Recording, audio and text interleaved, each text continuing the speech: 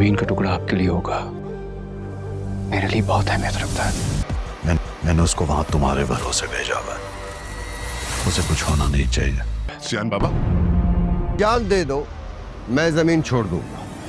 वादा।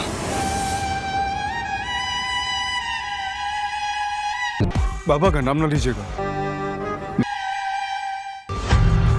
डील करते हैं। लाला खुद भी एक पावरफुल आदमी है, मेरे बाप की टक्कर गई है। मेरे बाबा और आप जैसे लोग जज्बात को समझते नहीं हैं शायद। सिहान, वहां तुम्हारी जिम्मेदारी है। इतनी बेचैनी एक जमीन के टुकड़े के लिए? हाँ से अरहाम कहती है कि ये ज़मीन मेरी माँ की निशानी है और मैं उसे हर हाल में वापस हासिल करना चाहती हूँ। ये बात सुनकर सिहान उसे यकीन दिलाता है कि वो किसी किस्म की फ़िक्र ना करे। अगर इस राह में उसे अपनी जान भी देनी पड़ी तो वो दरेग नहीं करेगा, मगर ज़मीन ज़रूर वापस लेकर आएगा। इसके बाद सिहान लाला की हवेली का रुख करता है।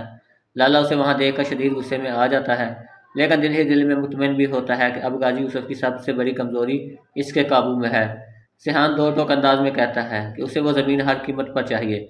इस पर लाला कहता है कि अगर वो अपनी जान कुर्बान करने का हौसला रखता है तो ज़मीन इसी वक्त इसके हवाले कर दी जाएगी।